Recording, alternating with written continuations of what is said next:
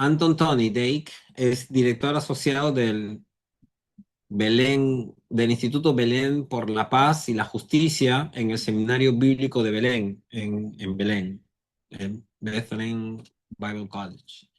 Se desempeña como vicepresidente de la Junta Directiva de la Fraternidad Internacional para la Misión como Transformación y es investigador asociado en el Centro de Estudios de la Biblia y la Violencia en Reino Unido.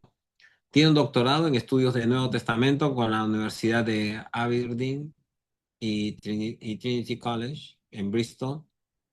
Tony es cristiano palestino de Belén y se vio obligado a abandonar su ciudad natal en 2017 debido a las políticas del apartheid de Israel. Actualmente vive con su familia en Cochabamba, Bolivia.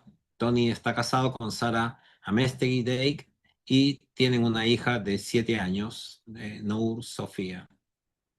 A continuación vamos a escuchar su conferencia, Jesús, la justicia y el pueblo escogido de Dios. Gracias, Juan José. Buenas noches a todos. Es un privilegio estar con ustedes. Muchas gracias, Juan José, por la invitación.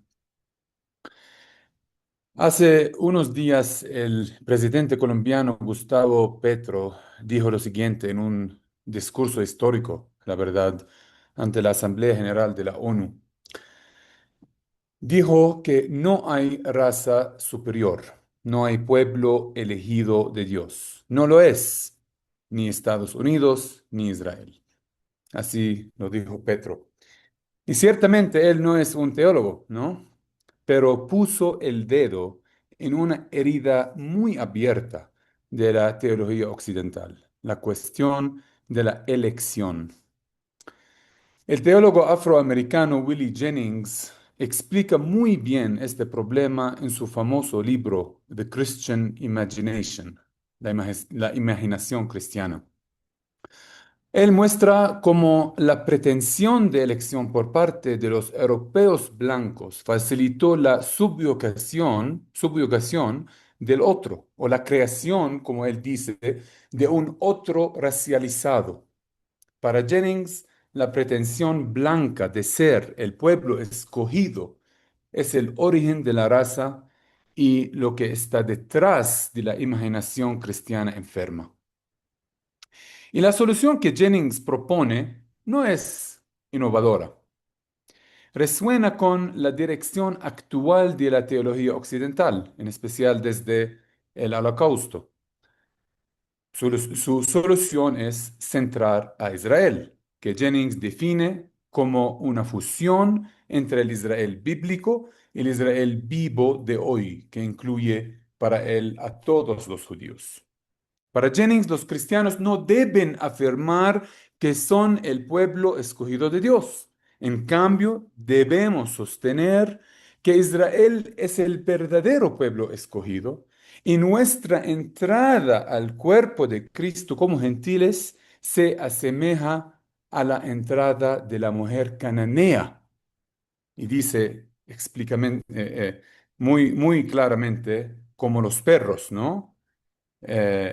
Nuestra entrada como gentiles debe ser como la entrada de la mujer cananea que rogó a Jesús sanar a su hija, es decir, a través de la humillación al frente de la elección de Israel. Y usa en inglés la palabra debasement, humillación. Las articulaciones teológicas centradas en Israel se encuentran, la verdad, ampliamente entre los teólogos y académicos occidentales, sin importar su origen étnico y sin importar su trasfondo teológico. Por ejemplo, Walter Brueggemann, el muy celebrado erudito del Antiguo Testamento, reconocido también en el sur global, escribió lo siguiente en el 2015. Cita: como muchos cristianos, progresistas y evangélicos, me sentí agradecido y lo sigo estando por la fundación y la prosperidad del Estado de Israel como encarnación del pueblo elegido de Dios. Fin de la cita. Esta afirmación expresa la posición fundamental de amplios sectores de los teólogos occidentales, no solo evangélicos, sino también progresistas, como bien dice Brueggemann, y no solo protestantes, sino también católicos. Sin embargo, tales declaraciones que vinculan al Israel bíblico con el Estado moderno de Israel constituyen uno de los escándalos teológicos más graves de nuestro tiempo. Este es mi argumento, que tales declaraciones que vinculan al Israel bíblico con el Estado moderno de Israel constituyen uno de los escándalos teológicos más graves de nuestro tiempo. Y hay dos razones principales para esto. La primera es ética y la segunda es teológica. Y la ética es teológica también, ¿no? Permítanme desarrollar estos dos problemas. El problema ético. Afirmaciones como de la Brueggemann legitiman lo que nosotros los palestinos llamamos la Nakba, la catástrofe. Es la palabra en árabe, Nakba, es decir, catástrofe. Y lo que el historiador israelí Elan Pape describe acertadamente como la limpieza étnica de Palestina. Esto comenzó en 1948, cuando se fundó el Estado de Israel, y continúa hasta hoy a través de las agresiones de Israel en Cisjordania y el genocidio en curso en Gaza. Y por cierto, basta con escuchar a los expertos en genocidio y holocausto, muchos de los cuales son judíos, para darse cuenta de que lo que está ocurriendo en Gaza es en efecto un genocidio. Y ahora esto ha sido reconocido oficialmente por la mayor asociación mundial de expertos en genocidio, the International Association of Genocide Scholars, la Asociación Internacional de Eruditos sobre Genocidio. Como parte de la fundación del Estado de Israel, que muchos teólogos celebran como un signo de la fidelidad de Dios, esto es Karl Barth, por ejemplo, Papa Benedictos, celebran la fundación del Estado de Israel como un signo de la fidelidad de Dios, ¿ok? Pero como parte de la fundación de Israel, los sionistas hicieron no menos de 30 masacres, destruyeron más de 530 aldeas palestinas y desplazaron por la fuerza a 750.000, perdón, palestinos, casi el 90% de quienes vivían en lo que eventualmente se convirtió en el Estado de Israel. Y a nivel personal, mi familia sufrió profundamente la Nakba del 48. Por parte de mi mamá, somos originarios de Shfa'amer, un pueblo en Galilea. En julio del 48, mi abuelo Najib, junto con su madre y sus hermanos, se vio obligado a abandonar Shfa'amer cuando las milicias sionistas lo invadieron. Habían oído de las horribles masacres cometidas por los sionistas, especialmente la atroz masacre de Deir Yassin, y temían tener la misma suerte. Así que huyeron a Belén, donde vivieron como refugiados en garajes. Durante, durante los siguientes 20 años, mi abuelo no pudo ni siquiera visitar su hogar en Shfa'amer, la casa en la que había vivido hasta finales de sus 20. Pero finalmente, en el 1968, pudo realizar la visita con la que tanto había soñado. Viajó a Galilea con su hermana y con mi madre, que entonces tenía 8 años, con la esperanza de ver la casa en la que había crecido. Pero cuando tocaron la puerta, una familia judía los recibió. Esa familia judía era ahora la ocupante del hogar de mi abuelo. Mi abuelo tenía otra hermana, Jelile, que vivía con su esposo y sus hijos en Akka, en Acre. Lamentablemente, Jelile no sobrevivió a la Nakba. Fue asesinada en el 48 cuando las milicias sionistas envenenaron los suministros del agua de Akka en preparación de su invasión de la ciudad. Y hace algunos años encontré un artículo académico en el Journal of Middle Eastern Studies, un journal muy conocido. Es escrito por dos historiadores israelíes, Benny Morris y Benjamin Kedar. El artículo aporta pruebas, evidencia del archivo militar israelí que el envenenamiento del agua de Akka era solo la punta del iceberg. Además de la destrucción de aldeas, las masacres y la expulsión de palestinos que acompañaron la creación del Estado de Israel en el 48, los sionistas tenían una operación ultra secreta, mucho más amplia que Akka, para envenenar los suministros de agua que usaban los palestinos. La operación tenía el nombre Echa Tupán, en hebreo Shallach Lachmecha, un mal uso y abuso de Eclesiastés 11:1, Echa Tupán sobre las aguas. Según Morris y Kedar, el objetivo de esta operación era usar armas biológicas adquiridas en Europa y los Estados Unidos para provocar una epidemia entre los palestinos, para aplastar la resistencia palestina y prohibir que los palestinos expulsados regresan a sus hogares. Además, estos eruditos israelíes, Morris y Kedar, demuestran que, cita, la decisión de usar armas bacteriológicas se tomó al más alto nivel del gobierno y del ejército y de hecho fue dirigida por estos oficiales con la autorización de Ben Gurion, el primer ministro de Israel. Fin de cita. Esta es en breve la historia de mi familia. Y cualquiera que conozca lo que le sucedió a los palestinos en el 48 sabe que esta es una historia típica de la Nakba, una historia de masacres horribles, crímenes de guerra, expulsión y robo de tierras y propiedades. Una canción muy querida en Palestina resume la Nakba en una manera muy poderosa. Voy a leer solo unas líneas en árabe y luego les voy a dar una traducción al castellano. Así dice esta canción. جند أتوا من بعيد دخلوا بيتي قتلوا ولدي قالوا ارحل مروا على جسدي زرعوا في القلب رصاصة نصبوا لي الخيمة قالوا ارحل. Soldados vinieron de muy lejos, entraron en mi casa, mataron a mi hijo, me dijeron sal, pisotearon mi cuerpo, me pusieron una bala en el corazón y me construyeron una tienda, me dijeron sal. Entonces la pregunta es, ¿cómo puede la Nakba ser una manifestación de los propósitos de Dios para su pueblo escogido? ¿Cómo? ¿Cómo? ¿Cómo? ¿Cómo puede el asesinato y el despojo de personas inocentes ser un signo de la fidelidad de Dios, como dice Karl Barth? ¿Cómo?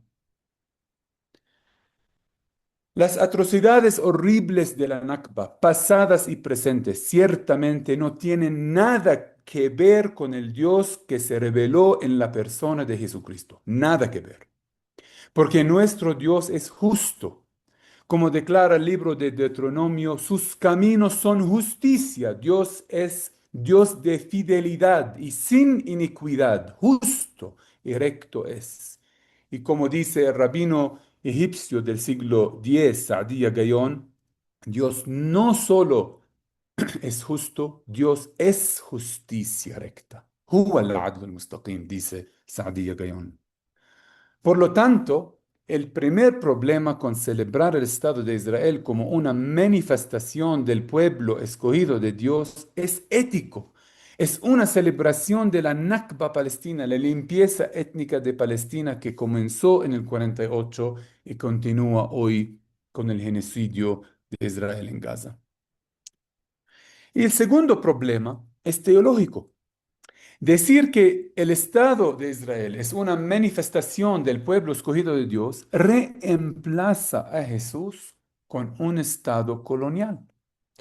Porque la idea de la elección, ser escogido de Dios, no tiene absolutamente ningún sentido aparte de Jesús. Y en esto quiero centrar el resto de mi charla. Y lo haré en tres partes. Primero, voy a hablar brevemente sobre la relación entre elección y justicia. Segundo, les daré una mala noticia. Y tercero, les daré una buena noticia. Comencemos con lo básico, elección y justicia. ¿Por qué Dios eligió a Abraham?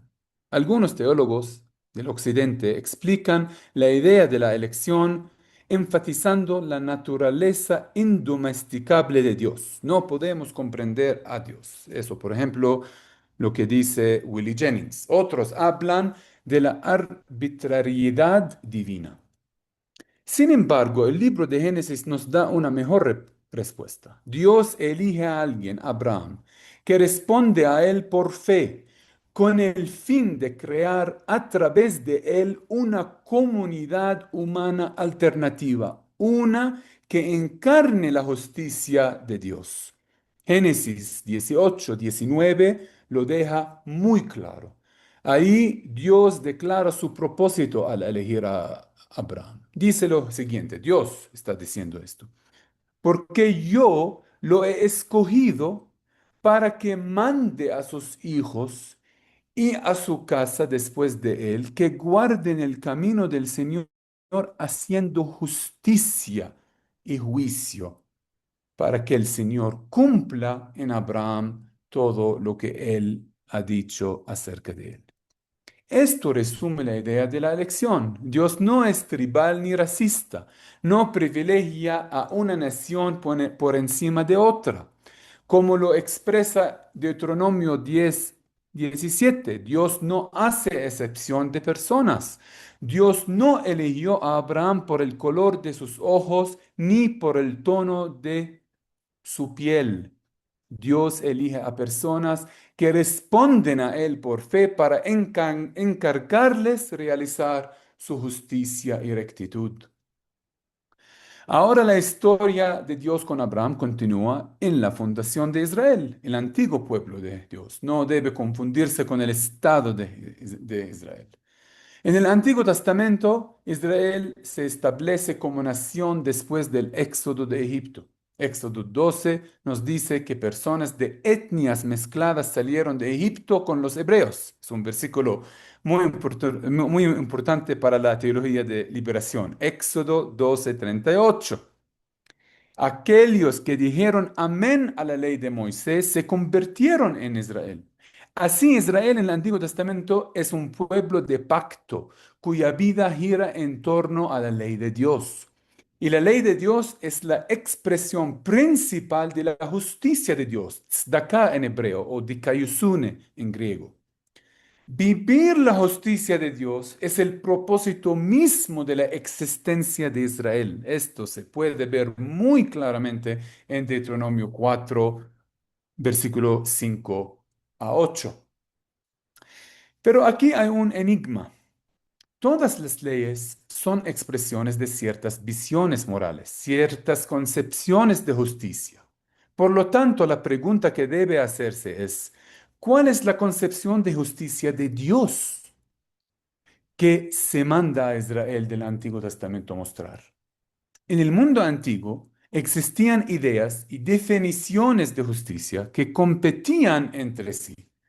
Quizás la más interesante se encuentran en Platón y Aristóteles. Por ejemplo, en uno de los diálogos de Platón, el Gorgias Calicalis, sugiere a Sócrates que privilegiar a los fuertes y poderosos sobre los débiles es justo y correcto, lo que él llama Calicalis justicia según la naturaleza, es su definición de justicia. Y es bastante impactante cuán a menudo se usa el lenguaje de la justicia para describir las agresiones de Israel, ¿no? Es correcto, es justo, tienen el derecho, ¿no? Todo esto es el lenguaje de justicia. Y resulta bastante impactante cómo se usa tal lenguaje para describir las agresiones de una potencia nuclear, con uno de los ejércitos más poderosos del mundo, respaldada por jerarquías de poderes globales, contra un pueblo oprimido y, subyugado durante más de, 77 años. Tales usos del lenguaje de justicia, encajan bien con la definición de justicia de Calicalis en Platón, ¿no? Es decir, la justicia de Calicalis, apoyar a los poderosos contra los oprimidos y débiles. Sin embargo, la pregunta es, ¿esa es la definición de justicia de Dios? Para nada. Deuteronomio resume la justicia de Dios en el mandamiento de amar a Dios con todo el corazón, alma y fuerza. Y la idea aquí es que cuando el pueblo de Dios ama a Dios, puede imitar a Dios. Imitatio Dei. Imitar a Dios haciendo qué? Imitar a Dios extendiendo amor y haciendo justicia, mishpat, y justicia liberativa hacia los oprimidos. En resumen, la idea de elección es inseparable de la justicia. En la Biblia hebrea, Dios elige a Israel para la justicia. Punto. Todo esto suena maravilloso, ¿no? Pero hay malas noticias. Si eres como yo, te preguntarías, ¿en serio? ¿Es la humanidad realmente capaz de hacer justicia? Desde donde vivimos en Palestina no parece así en absoluto.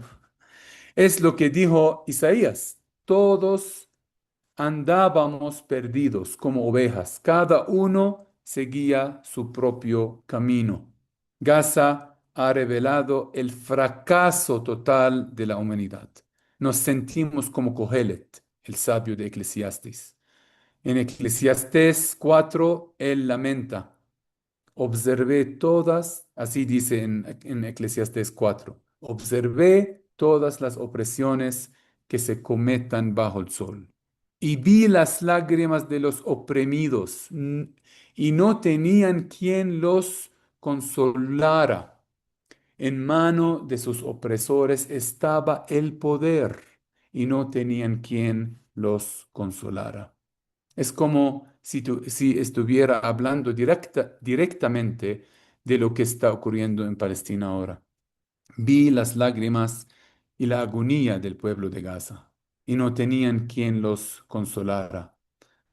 En mano de sus opresores estaba el poder nuclear, apoyado por jerarquías de poderes nucleares. Incluso el pueblo de Dios en el Antiguo Testamento fracasó en encarnar la justicia de Dios. Solo hay que dar una mirada rápida al Antiguo Testamento. Inmediatamente después del éxodo de Egipto, habiendo visto el increíble acto de liberación de Dios, el pueblo de Dios falla de inmediato en adherirse a la justicia de Dios. La primera ley que se da a Israel tras la liberación, incluso antes de los 10 mandamientos, es la ley de la maná. Una ley básica que refleja la manera de Dios de distribuir los recursos, el concepto de justicia distributiva de Dios. ¿Qué sucede? Los israelitas no cumplen con ella. Y vemos este fracaso una y otra vez a lo largo de sus 40 años en el desierto. Y no mejora en la tierra prometida. El periodo de los jueces, catástrofe. El periodo de los reyes, un desastre. La historia del Antiguo Testamento termina en fracaso. Solo miren los finales de Esdras y Nehemías, un desastre. Entonces, ¿ha fallado los propósitos de Dios? Para nada. En plenitud del tiempo, Dios envía su Hijo unigénito, Jesucristo, desde el pueblo de Israel. Juan lo describe como el Logos de Dios,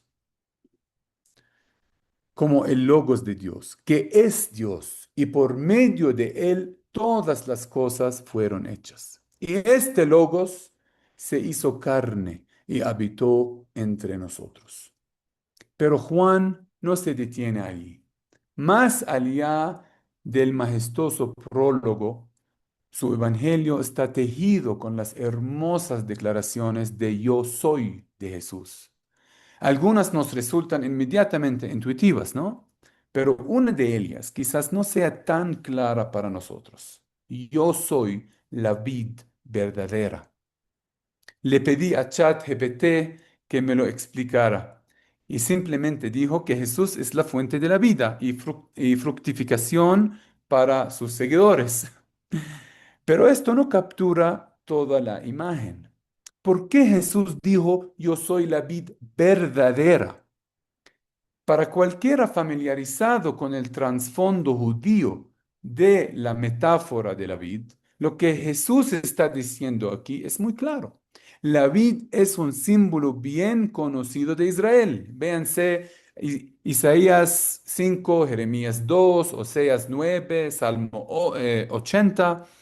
Así que Jesús está diciendo que Él es el verdadero Israel. Muchos teólogos hoy consideran la idea de que Jesús es el verdadero Israel un escándalo teológico. Así lo afirma, por ejemplo, claramente Walter Brueggemann. Pero para Juan, centrar cualquier cosa que no sea Jesús como el verdadero Israel es el verdadero escándalo teológico. Hace 2 semanas di esta charla en inglés en una conferencia grande en los Estados Unidos y uno de los participantes nos envió un mensaje diciendo que Tony acercó al antisemitismo porque enfatizó a Jesús como el Israel verdadero. Así es el mundo en el que vivimos. Decir que Israel, decir que Jesús, el judío de los judíos, el israelita de los israelitas, es la vid verdadera, es antisemita. Para los teólogos occidentales, lo llaman a esta proclamación de Jesús en Juan 15:1, teología de reemplazo o supersessionism, una teología súper famosa, en especial con los teólogos liberales, ¿no? No los los evangélicos fundamentalistas. Pero nosotros les decimos a estos teólogos, lejos de nosotros decir que Jesús reemplaza a Israel, lejos de nosotros. Antes que existiera Israel, ya estaba Jesús. Como él mismo dijo, antes que Abraham naciera, yo soy. Él es el Logos de Dios, por medio del cual fueron creadas todas las cosas. Y la verdad, estos teólogos son los que realmente proclaman una teología de reemplazo. Una teología que reemplaza a Jesús con un estado colonial construido sobre la sangre y los huesos de los palestinos. Y ahora sí los israelíes, y es un punto muy importante para nosotros, si los israelíes, los judíos quieren decir somos el pueblo escogido de Dios, o incluso si quieren decir somos dioses en la tierra, bienvenidos. No hay problema para nosotros. Tenemos un proverbio en árabe que dice, "Kul wahad ala dinu Allah ya'inu", cada cual según su religión, que Dios lo ayude. Cada cual según su religión, que Dios lo ayude. Lo importante para nosotros como palestinos es que no nos maten con estas declaraciones. Pero desde una perspectiva cristiana del Evangelio, la idea de la elección fuera de Jesús es una absurdidad, una absurdidad. No tiene ningún sentido, porque la elección tiene que ver con la justicia de Dios. Y Jesús es el único que encarna plena y verdaderamente la justicia de Dios. Lucas lo describe como el Dikaios, el justo Hijo de Dios, quien está ungido para traer buenas nuevas a los pobres, proclamar liberación a los cautivos y recuperación de la vista a los ciegos, para poner en libertad a los oprimidos. Y Mateo nos dice que Jesús cumple toda dikaiosune, toda justicia. Y Juan 15 es realmente un texto clave para nuestra comprensión de la elección hoy en día, por dos razones. Centra a Jesús, uno, pero dos, nos sitúa a sus seguidores en el lugar correcto para que no abusemos la idea de elección. Porque los cristianos antes que los judíos usaron la idea de elección para colonizar y subyugar a otros, incluyendo el antisemitismo, ¿no? Estaba justificado por la doctrina de supersessionalismo, ¿no? En Juan 15, los seguidores de Jesús, judíos y gentiles, son solo ramas de la vid. Claudio, Ramas. te quedan 3 minutos para pasar a las preguntas. En un minuto voy a terminar. En Juan 15, o 2. En Juan 15, los seguidores de Jesús, judíos y gentiles, son solo ramas de la vid. Ramas que pueden ser cortadas si no dan frutos. ¿Qué fruto? El fruto de amor, que se enfatiza en Juan 15 y que resume toda la ley, toda la justicia se resume en el mandamiento del amor. Pero hay un poquito más en Juan 15 y ahí voy a terminar. La tradición de la vid en el Antiguo Testamento enfatiza que Israel está arraigado en la tierra.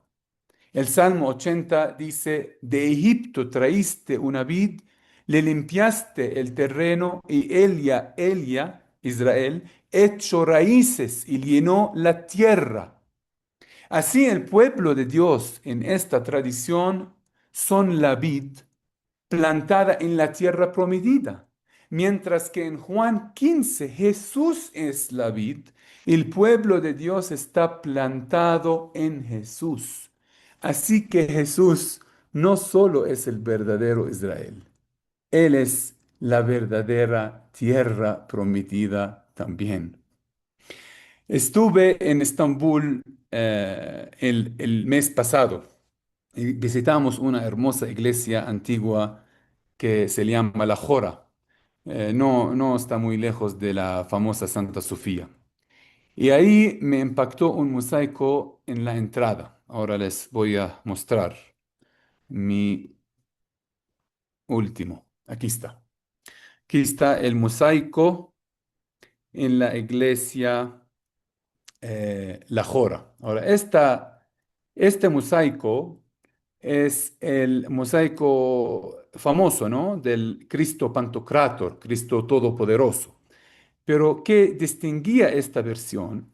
Era la inscripción griega alrededor del mosaico, que decía Jesús Christos, arriba con abreviación, que es siempre ponían esto, pero la segunda línea es en griego Hechora ton zonton, que traduce como Jesucristo, la tierra, Hechora, la tierra de los vivientes, la tierra de los vivientes. Así que Jesús no solo es Israel, sino también es la verdadera tierra prometida. Esto tiene mucho sentido, porque la tierra prometida es la esfera de la justicia de Dios. Por eso en el Antiguo Testamento, la tierra prometida vomita a quienes la profanan con su injusticia. Hermanas y hermanos, las herejías se miden por la distancia entre Jesús y nuestro centro teológico. Y esa distancia debe ser cero. Jesús debe estar en el mismo centro de nuestra teología y caminar. Gracias.